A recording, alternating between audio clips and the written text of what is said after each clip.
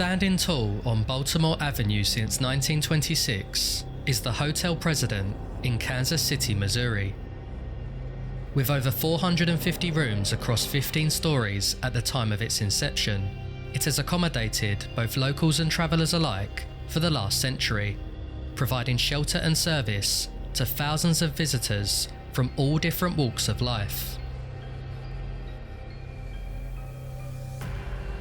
Weddings, conventions, celebrities. The corridors of the President have seen countless faces come and go, and if its walls could talk, it could certainly share secrets aplenty.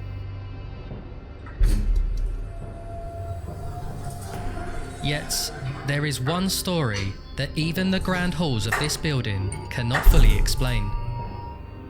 A tale of murder so mysterious that it has haunted this hotel ever since, casting a dark looming shadow over its legacy and leaving behind an unsolved, unsettling enigma. This is the story of Room 1046.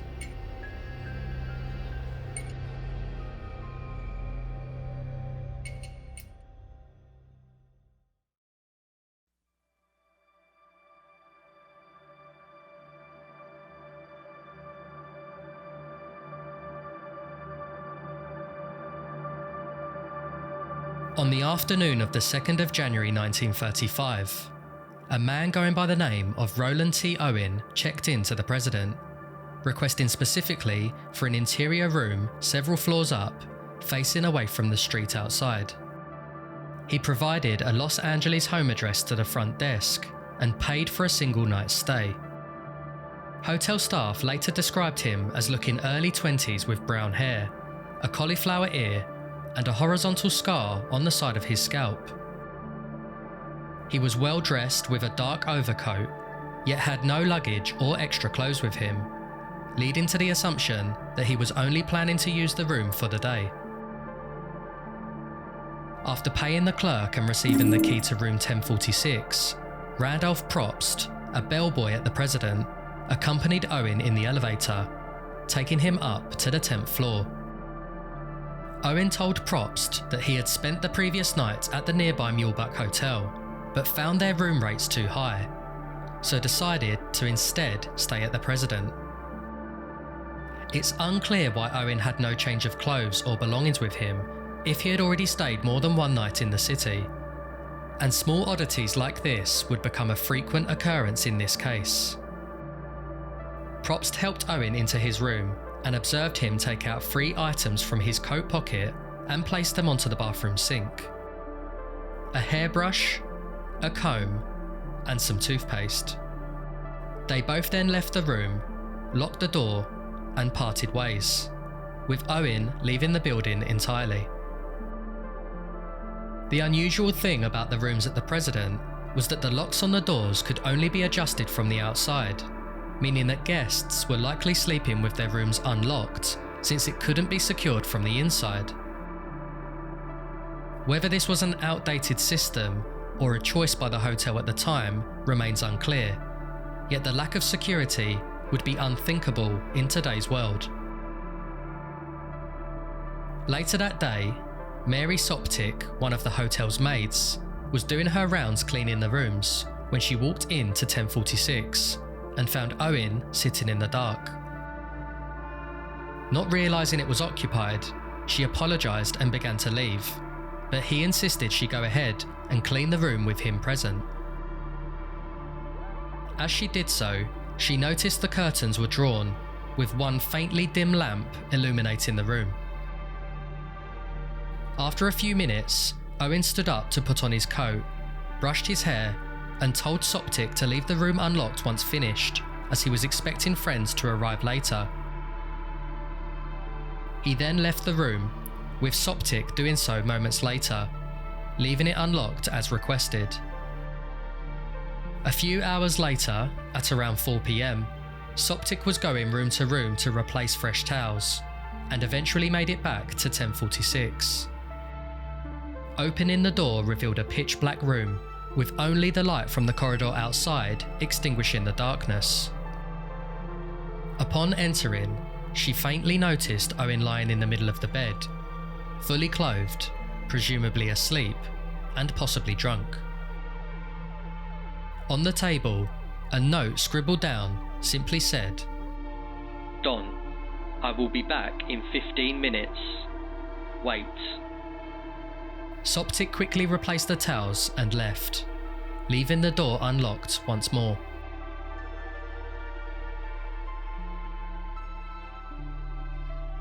Soptic began her shift the next morning and eventually made her way to room 1046 at around 10:30 AM. The door was locked, leaving her to assume that Owen had left since the key could only work from the outside, so she opened the door with her spare. As it swung open, Soptic was met with an unexpected shock. Sitting in the dark once again, alone and in the same position as the previous day, was Owen, staring back at her. Apologising once more, Soptic began cleaning the room, later claiming that Owen appeared to look worried or afraid each time she saw him. All of a sudden, the phone rang, and Owen answered. "No, Don, I don't want to eat. I am not hungry. I just had breakfast. No, I am not hungry." Still holding the phone, Owen then began asking Soptic about her job as she continued to clean the room, such as whether or not she was responsible for the whole 10th floor, and if the president was residential. After a brief conversation, Soptic finished her chores and left, leaving Owen once again alone in the dark. At roughly 4 PM, Soptic returned to replace the towels in rooms on the 10th floor. Upon approaching 1046, she could hear two men talking from within, so knocked out of courtesy. Expecting to hear Owen granting permission to come in, she instead heard a much deeper, much louder voice. "Who is it?" "Sorry, it's the maid. Fresh towels?" "We don't need any." Soptic knew there were no towels in the room, as she had removed them herself that morning, yet obeyed the command of the mysterious voice regardless and moved on. Around 7 AM the next day, switchboard operator Della Ferguson began working her way through daily wake-up call requests to rooms in the president. As she got to room 1046, she noticed a light indicating that the phone in that room was off the hook, and therefore unable to receive a call. She called for Probst to go and wake Mr. Owen up in person, and upon making his way up the elevator and to the door, he noticed it was locked with a "Do Not Disturb" sign hanging from the handle. He knocked loudly for a response and heard a faint voice telling him to enter and turn on the lights. However, he had forgotten to bring his key with him from downstairs. Assuming Owen was drunk, Probst shouted through the door to put the phone back on the receiver and left. Over an hour later, Ferguson went to try again, yet the phone still hadn't been hung up, so she sent another bellboy, Harold Pike, to investigate. This time, Pike had a key, so let himself in and found Owen laying on the bed in the dark, naked and, as expected, completely intoxicated. Pike claimed to have noticed dark patches on the bedding around Owen as the ambient light from the hallway lit the room, but rather than getting a closer look, he quickly hung up the phone, which had been knocked onto the floor, and left, locking the door behind him and reporting back to his manager. 2 hours passed by, and once again, an indicator on the switchboard suggested that the phone in room 1046 was off the hook, so Probst went back to investigate. The "Do Not Disturb" sign was still present, and the door was still locked, but this time, Probst had brought his key. After knocking several times without a response, Probst unlocked the door and pushed it open, expecting to see a drunk Owen passed out on the bed. Instead, he was met with a nightmarish and unimaginable scene. As the glow from outside seeped in, Owen could be seen on his elbows and knees, approximately 2 feet away from the door, with his head covered in blood. Probst immediately flicked on the light, yet to his horror, it revealed more of what looked to be Owen's blood, smeared and splattered all over the walls, ceiling and bed. In a panic, he quickly fixed the phone before rushing out to find help and returned with the assistant manager. Yet this time, when they tried to open the door, it would only budge a few inches. Owen, in the time between being found and Probst returning, had collapsed by the exit, blocking them from entering 1046. After a brief struggle to regain the strength to move, Owen got up and sat on the edge of the bathtub as the 2 men came in to assist. Owen had been bound with cord, wrapped tightly around his heavily bruised neck, wrist and ankles. He also had stab wounds in his chest, which had punctured his lung, a deep cut on his arm, and his skull was fractured on his right side after multiple blows to the head. The police were called and joined a doctor from the nearby hospital, who questioned Owen who had done this to him after freeing him from the restraints. "Nobody," said Owen, in a semi-conscious state. After a brief back and forth with the officers, he tried to claim that he had simply fallen and hit his head on the bathtub. Yet the injuries sustained and evidence of a struggle suggested otherwise. The doctor asked Owen if he was trying to take his own life, to which he denied, before suddenly collapsing and losing consciousness. He was immediately rushed to hospital, yet by the time he arrived, he had fallen into a coma. And unfortunately, Owen died from his wounds in the early hours of the following morning.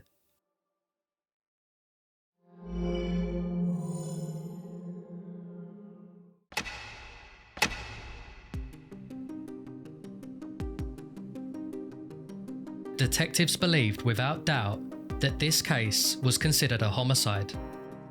Police determined that there was no way Owen's injuries were self-inflicted, and he could in no way have tied himself up, suggesting that at least one person was involved in his murder.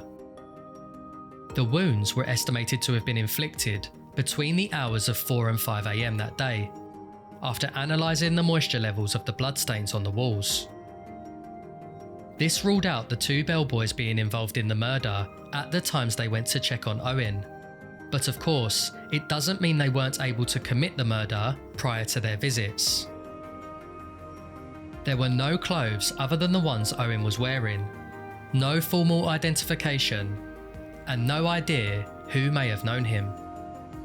Even the hotel-supplied toiletries, such as soaps, shampoo and towels, were all missing from room 1046. There was also no obvious murder weapon present, such as a knife or blade, that could have inflicted the deep stab wounds in Owen's chest. The only evidence they had was the following: a hairpin, a safety pin, an unlit cigarette, a small unused bottle of dilute sulfuric acid, and the necktie Owen was wearing, labelled as being made by the Botany Worsted Mills Company of Passaic, New Jersey. One of the 2 hotel room glasses was broken in the sink and missing a jagged piece, suggesting it could have been used to hit Owen over the head. Lastly, detectives found that the top of the telephone stand displayed 4 small fingerprints, believing them to be female. Both Probst, Pike and other hotel staff's prints were checked, yet none of them matched these marks in room 1046. With only a handful of leads and limited forensic technology at the time, investigators knew this wasn't going to be a straightforward case to solve. And if it wasn't difficult enough already, the mystery was about to get a whole lot deeper when they tried to notify next of kin in LA. It turned out there was no Roland T. Owen. So we are left with these questions. Who is this man in room 1046? Who murdered him and why? Who is Don? And why was he staying at the hotel in the first place? To answer these questions, detectives began first trying to understand the true identity of the victim and began questioning staff and guests of the president. This is where the mystery gets even deeper. On the 3rd of January, the second night of the case, at approximately 6 p.m, a 30-year-old woman from Missouri by the name of Jean Owen, seemingly no relation to Roland T. Owen, walked into the president and requested a room for the night for her and her boyfriend, Joe Reinhardt, who would join her later that evening.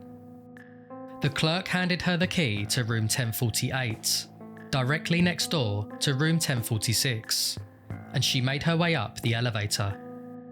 During their stay, both claimed to have heard various bouts of commotion across the 10th floor, with both male and female voices echoing loudly down the corridors, yet claimed to have never seen Owen at any point. Police were extremely curious of this witness, almost finding it hard to believe that someone with the same surname as the victim would just so happen to be staying in a room next door.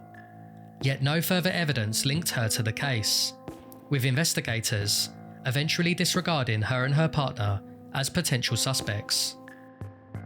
Elevator operator Charles Blocher also confirmed unusually large amounts of people hanging around the 10th floor that evening, with a loud party bellowing in room 1055 deep into the night. Among the various visitors, Blocher recalled a woman entering the elevator in the first few hours of his midnight shift.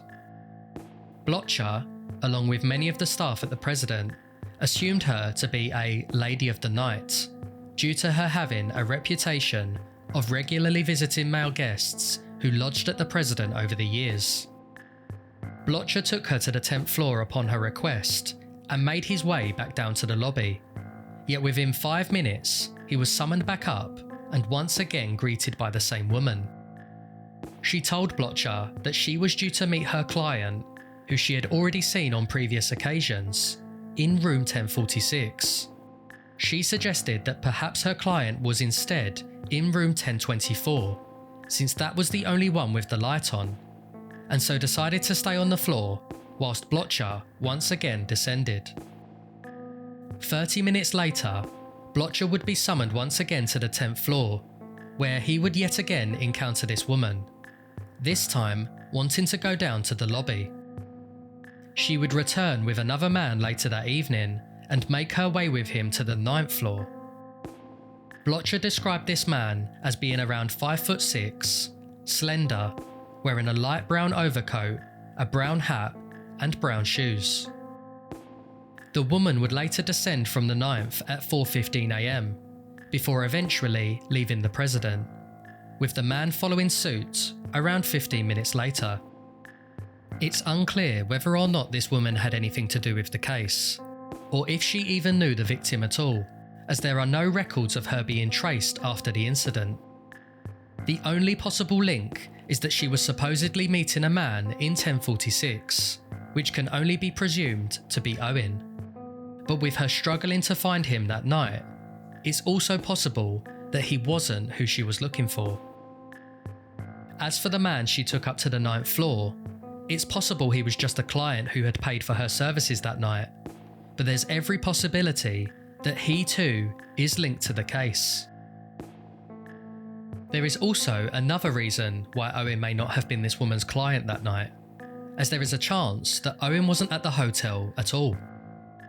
At 11 p.m. that evening, Robert Lane was driving home on 13th Street near Lydia Avenue when he saw a man dressed in only an undershirt, trousers and shoes run in front of his car and signal for him to stop. As he did, the man immediately apologised, thinking Lane to be a taxi, but asked anyway if he could take him somewhere nearby where he could get one. Lane agreed and let him in, questioning his situation along the drive. The man seemed angry, expressing he would kill someone in retaliation for what had been done to him that night. Lane could see in the rearview mirror that the man had a deep laceration on his left arm, cupping it to catch the blood from spilling out into the car. He eventually dropped the man off at the intersection of 12th Street and Troost Avenue, where taxi drivers would usually rank and pick up passengers. After thanking him, the man ran over to a taxi, opened the driver's side door, and honked the horn aggressively to goad the driver out of a nearby restaurant. With his good deed complete for the night, Lane drove off, making his way home as the man waited impatiently by the roadside. With the news hitting the papers across the city, Lane had suspicions that it may have been Owen that he helped that night, so visited the local funeral home where his body was being kept. As he expected, the man had a deep cut on the same arm that he was holding that night, leading him to believe that this was Owen, so reported it to the police. Despite the similarities in injuries and the odd behaviour displayed by the man, detectives weren't convinced that this was Owen, mainly due to the fact that none of the hotel staff reported seeing him leave or return to the hotel that evening. Whilst it's possible that Owen could have ventured in and out undetected, the chances are that someone would have likely spotted a bloodied, shirtless man at some point in the night, limping through the corridors of the President.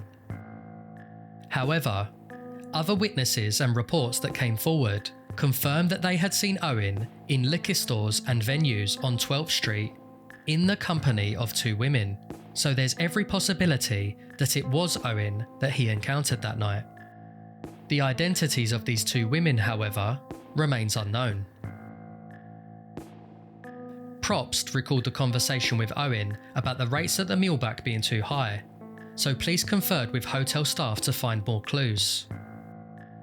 Interestingly, nobody by the name Roland T. Owen had visited the Muehlebach, yet a man with the same description did stay under the name Eugene K. Scott, also claiming to be from Los Angeles, and just like at the President, he requested a room on the interior of the building, away from the view of the street. After checking the name with the LAPD, once again, Eugene K. Scott didn't exist. After a few days, the story broke nationwide. Phone calls and letters flooded the KCPD with suggestions of the man's identity, many of which were easily dismissed, yet one came through that seemed to be a complete match. Upon the visitors of the body at the funeral home was Ernest Johnson, who claimed that the victim was his cousin, Harvey Johnson, and contacted his sister to come and identify the body. Whilst the resemblance was uncanny, she confirmed it wasn't him, especially since her brother had died 5 years prior. Another visitor was Tony Bernardi, a wrestling promoter from Arkansas, who identified the man as Cecil Werner. Tony claims that Cecil approached him in December looking for work as an amateur wrestler, so referred him on to another promoter, Charles Locke, in Omaha, Nebraska. Whilst this may have been the man that Tony Bernardi met, Charles Locke didn't recognise the victim as the man who wrestled for him. This link may suggest an explanation for the cauliflower ear condition that the victim had, since it's a common side effect for wrestlers who sustain severe blows and trauma to the auricle. Many people from across the country came to visit the body to try and help solve a fragment of this mystery, yet none of them were able to provide any breakthroughs. Detectives were running out of witnesses to question, and none of the evidence led to any further discoveries. As the days passed by, the case soon began to turn cold, and it looked as though the murder in room 1046 may remain unsolved forever.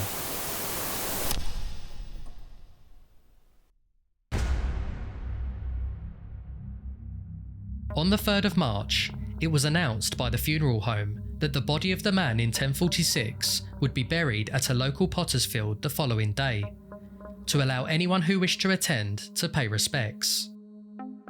On that same day, they received a call from a man asking about the service, They requested that the funeral be delayed so they could pay for a grave and service at Memorial Park Cemetery in Kansas City instead. And when asked why, the caller said, "He will be near my sister." Shocked at the thought that someone finally knew the victim, the funeral director told the caller that this conversation had to be reported to the police. Something he seemed completely unbothered by. Stunned by this development, the funeral director took it upon themselves to probe as many questions as possible to this potential new lead. They asked about the murder and why this man had been killed in the first place, to which the caller suggested that the man had been having an affair behind his fiance's back. The caller, plus the two women involved in this love triangle, claimed to have agreed to team up and corner him at the hotel to exact revenge, saying, "Cheaters usually get what's coming to them," before hanging up. After reporting this incident to the police, the funeral was delayed to see if the caller would indeed send money to the home. 20 days later, $25 sealed in an envelope was anonymously sent to the funeral director, enough to cover the cost of the requested burial. Incredibly, this wasn't the only phone call to be made regarding the funeral. 2 separate calls via payphone were made to a local florist to arrange a bouquet of 13 American Beauty roses for the grave, with 2 envelopes containing $5 each to cover the bill. Included in one of the envelopes was a handwritten note which read, "Love forever, Louise." Police now strongly believed that the love affair story could be true, as the amounts paid to make reconsiderations for this burial would come to a total of around $840 in today's money, an unlikely amount of cash to waste on a hoax. On the day of the funeral, other than the Reverend, all attendees of the service were undercover detectives, disguised as either pallbearers or gravediggers, hoping for the anonymous donors to show up and pay their respects to the dead. Despite staying for the entire service, as well as staking out the grave over the next several days, nobody else came to visit. However, a mere few days later, another twist would occur after a newspaper article incorrectly reported that the mystery man was buried in a pauper's grave. A woman called in to clarify that he had instead been given a formal funeral, confirming that even the flower shop where the roses were bought would be able to validate this. When questioned on who she was and how she knew, she responded with, "Never mind. I know what I'm talking about. He got into a jam," before hanging up the call. At this point in the case, we're left with once again even more questions to add to the list, and very few answers. Was Owen the man that Robert Lane picked up in his car on the second night? If so, how did he get in and out of his room unseen? And who attacked him? Did the call girl meet Owen, or at least intend to see him that evening? Who were the mystery funeral donors? And who is Louise? With these questions left frustratingly unanswered, it feels as though we may never solve this puzzle without at least one of these pieces falling into place. If only someone could verify who this person was, at least we would have somewhere to start. Some place to begin to unravel the rest of this mystery. We just need one clue, a hint, anything to...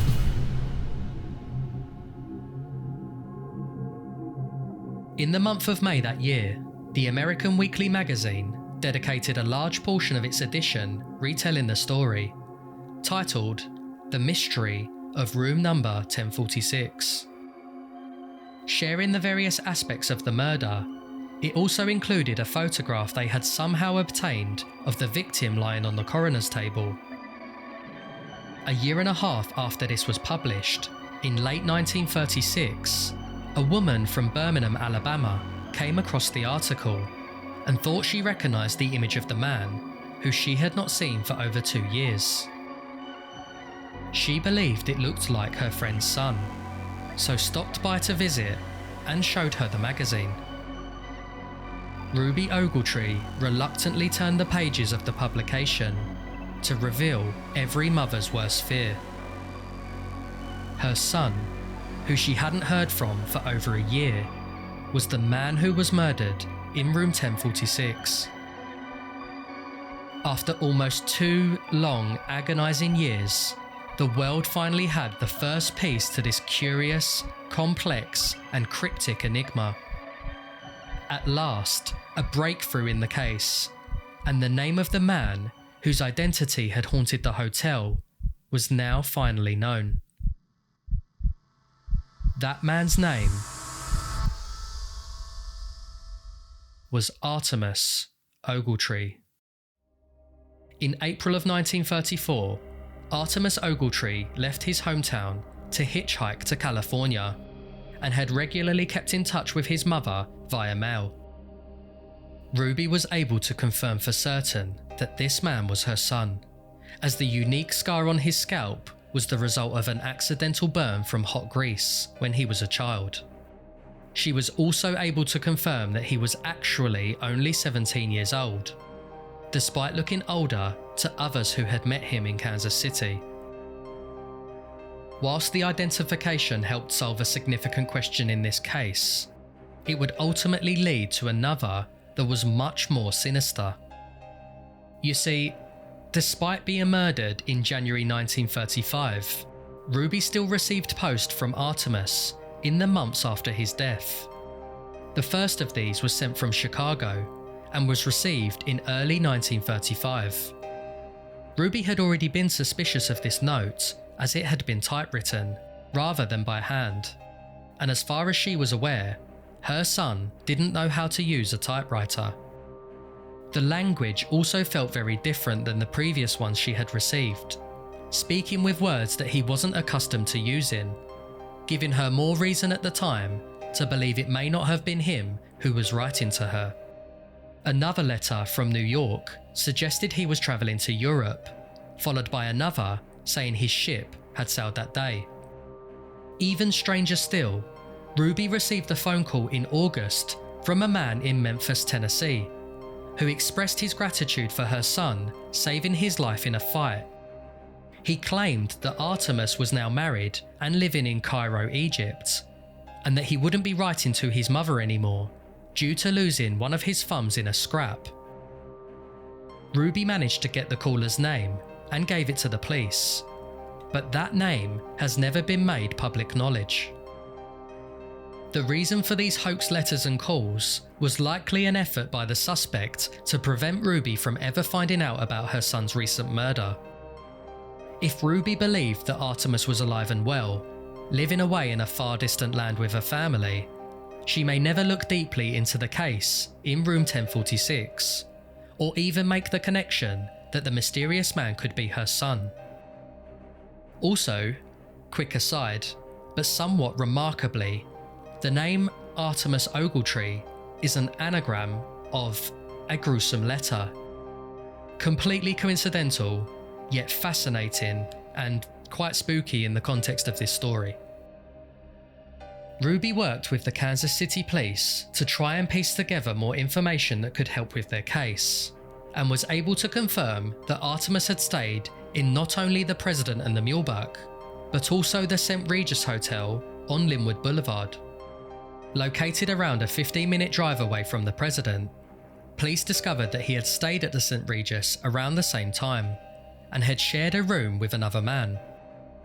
Whilst they were unable to confirm who this person was, many believed that this could have been the elusive Don, and possibly the man who killed Artemus Ogletree.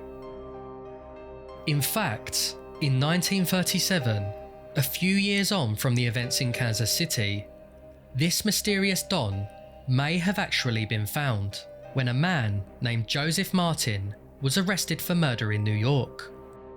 After killing a man he had been sharing a hotel room with and found attempting to ship the body to Memphis, it was discovered that he had been using multiple aliases to hide his identity. One of these aliases was Donald Kelso, or Don for short. Kansas City Police, hoping to prove Martin as the murderer of Ogletree, requested samples of his handwriting to see if any similarities were present with the numerous letters written to Ruby.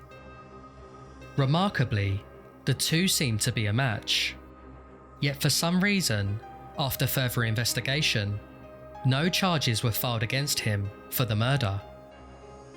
It's possible that there may have been conclusive evidence to suggest that Martin couldn't have been the murderer, yet I find it bizarre that there seems to be nothing publicly that states what that reason is.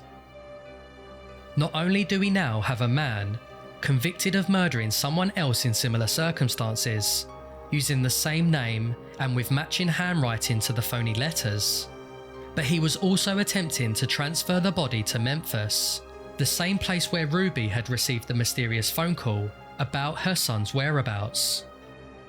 Nevertheless, it's at this point in the story where the leads dry up, and the case ultimately goes cold, with no further clues or evidence cropping up. However, there is one more small chapter to this story. In February 2012, a local historian named John Horner, who worked at the Kansas City Public Library, wrote a 2-part blog detailing the many different facets of this case. At the very end of the write-up, just as it looks to conclude with the case remaining unsolved, the last 5 sentences reveal a final twist in the tale, with potentially a fresh new lead to help solve the mystery. Whilst working at the library, Horner received a phone call from a person asking about the Ogletree case. They had been helping clear the belongings of an elderly person who had recently died, and found a box containing several newspaper clippings about the story, as well as an item that was mentioned in the case. When Horner asked what that item was, the caller, for some reason, refrained from answering. And that is where the story of Artemus Ogletree and the murder in room 1046 currently stands. After 90 years, we have no definitive answers as to who murdered Ogletree and why, yet there are plenty of theories that have been speculated based on the evidence that we know of. Let's explore just a few of them. First of all, as we have already discussed, Joseph Martin, who went by the name Donald Kelso, is high on my list of suspects, and for me, is likely to be the missing piece to this puzzle. If he isn't directly responsible for the death of Ogletree, there is a high possibility that he at least helped cover the tracks of whoever is. During his stay at the President, we know that Ogletree had been communicating with a man named Don via notes in his room and over the telephone. Perhaps this Don and Ogletree were involved in some sort of illegal business, requiring them to constantly stay in hiding and move between various hotels in the city to keep their activities discreet. Or perhaps they were two friends who met during their travels that got into a drunken brawl that had got out of hand, leading to Ogletree meeting his fate. Regardless of the finer details, the absence of Don after the murder suggests to me that there is at least something that this mysterious man is hiding. The story surrounding the possible love triangle between Ogletree, his fiancée and his lover is also a favourite amongst theorists looking for probable cause and motive for murder. Many believe that the two women involved in Ogletree's love life conspired together and enacted revenge on him for his infidelity, possibly even with the help of another man. It's unclear if anyone in Ogletree's close circles even knew he was engaged to marry, and whether or not that person was the Louise who sent flowers for his funeral. We have no clear evidence that he was being unfaithful whilst in a relationship, other than perhaps the occasion when the call girl attempted to visit room 1046 on the 3rd of January. Yet we can't even be sure that she was scheduled to meet Ogletree at all. There is, however, a moment in the timeline where Ogletree is seen in the company of two women outside liquor stores on 12th Street and picked up not long after by Robert Lane, bloodied and dishevelled after some sort of confrontation. Could this have been his fiancée and lover, confronting him for the first time and exposing him for his treachery? A final theory once again involves the call girl, along with the man she took up to the 9th floor of the President during Ogletree's second night stay. Whilst much more outlandish than the previous theories, consider this if you will. Let's assume Ogletree is in some way involved in some sort of criminal underworld, or perhaps been caught being unfaithful to his now vengeful ex-fiancée. If murder was on the minds of those who wanted to enact some form of retribution, how could you get close to Ogletree without raising suspicion? Could it be possible that the call girl, along with a hired gun, were paid to do the job? Remember, this woman was looking for her client in room 1046 before suggesting he wasn't present in his room, eventually returning to the 9th with an unknown man before both leaving roughly 15 minutes apart. Suppose they had been working together and she was sent to scope the 10th floor in advance of her accomplice. There was a huge party going on that night in room 1055, leading to many potential and unwanted witnesses to the crime. Waiting until late into the night for the party to disperse, both took the elevator to the 9th floor, pretending to make their way to a room in view of Blotcher, before secretly taking the stairs up to the 10th. After torturing Ogletree in 1046, they would lock the door behind them and leave the same way they came. With 15 minutes between their departures, one after the other, the pair would make their way down to the 9th, take the lift down to the lobby, and disappear into the night.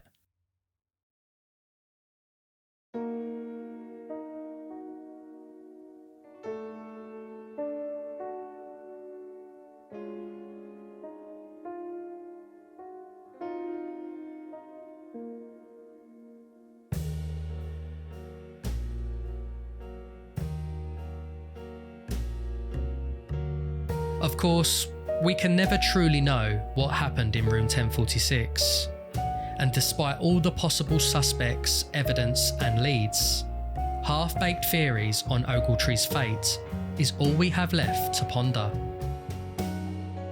With the case occurring almost 90 years ago to this date, it's likely that most of the people who were working, residing and passing through the hotel that week have been lost to time, meaning the answers to the questions in this case will no doubt follow suit. The Hotel President itself remains the only existing remnant of this deeply troubling story, with room 1046 hiding its sinister secret from the many oblivious guests who have come to stay over the years. Since starting this channel, I've seen many historic cases like this remain unsolved and unanswered. But that doesn't mean that one should give up hope that this will haunt our minds forever. Whether it be an unlikely clue, a new piece of evidence, or an advancement in forensic analysis, there is still a chance that perhaps one day new light will be shed onto this dark, enduring mystery.